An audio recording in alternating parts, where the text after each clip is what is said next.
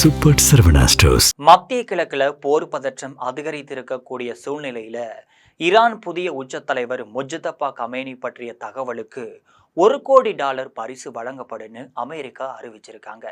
இது பற்றி ஜெம் தொலைக்காட்சி வழங்கும் சிறப்பு செய்தியில விரிவாக பார்க்கலாம்.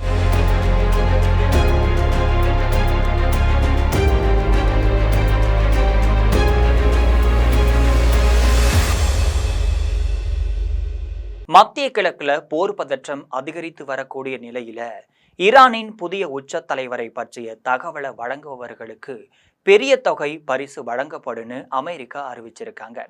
ஈரானின் புதிய உச்ச தலைவராக தேர்வு செய்யப்பட்டிருக்கக்கூடிய முஜ்தபா கமேனி குறித்த முக்கிய தகவலை வழங்குபவர்களுக்கு $1 கோடி பரிசா வழங்கப்படும்னு அமெரிக்க அரசு அறிவிச்சிருக்காங்க. இந்திய மதிப்புல பார்த்தா ரூபாய் 92 கோடிக்கு சமமானதாக இருக்கு.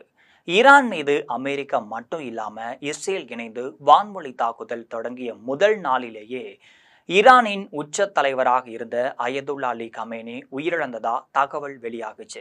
இதுக்கப்புறமா ஈரானும் இதனை உறுதி செஞ்சிருந்தாங்க.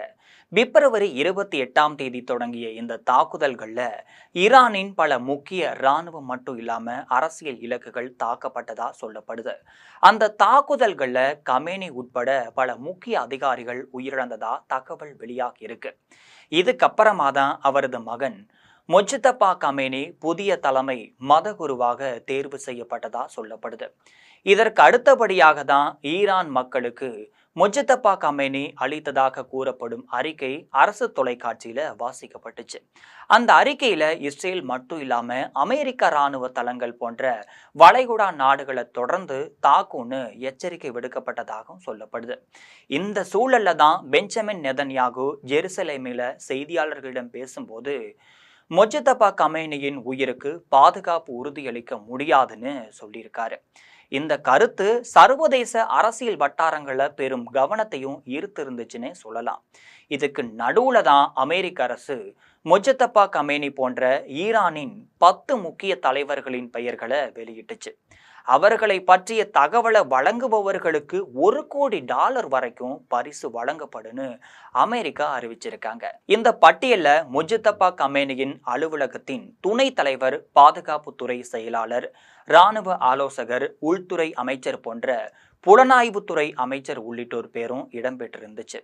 அமெரிக்காவின் குற்றச்சாட்டுப்படி இவர்கள் உலகம் முழுவதும் பயங்கரவாத நடவடிக்கைகளை திட்டமிட்டு நடத்தும் ஈரானின் புரட்சிகர காவல் படையை வழிநடத்தும் முக்கிய நபர்கள் என்று சொல்லப்படுது. ஈரான் மீது அமெரிக்கா மட்டும் இல்லாம இஸ்ரேல் இணைந்து மேற்கொண்ட இராணுவ நடவடிக்கை ஆபரேஷன் எஃபிக்யூரி போன்ற பெயர்ல நடைபெற்று வருவதா அமெரிக்க இராணுவம் தெரிவிச்சிச்சு. இந்த நடவடிக்கையின் முதல் வாரத்திலேயே ஈரானின் 3000க்கும் மேற்பட்ட இலக்குகள் மீது தாக்குதல் நடத்தப்பட்டதா அமெரிக்க இராணுவம் அறிக்கையில குறிப்பிட்டாங்க. இந்த தாக்குதலுக்கு பதிலடியாக தான் ஈரானும் அமெரிக்காவும் இஸ்ரேல் இராணுவ தளங்கள் போன்ற வளைகுடா நாடுகளை குறிவச்சு தாக்குதல் நடத்தி வருவதா தகவல் வெளியாகுச்சு. இதற்கு பதிலடி கொடுக்கக்கூடிய வகையில தான் அமெரிக்கா மட்டும் இல்லாம இஸ்ரேல் படைகளும் தொடர்ந்து இராணுவ நடவடிக்கைகளை மேற்கொண்டு வராங்க. இந்த சூழல்ல தான் மத்திய கிழக்குல போர் பதற்றம் மேலும் அதிகரித்து வருவதால உலக நாடுகள் இந்த நிலைமையை கவனமா கண்காணித்துட்டு வராங்க.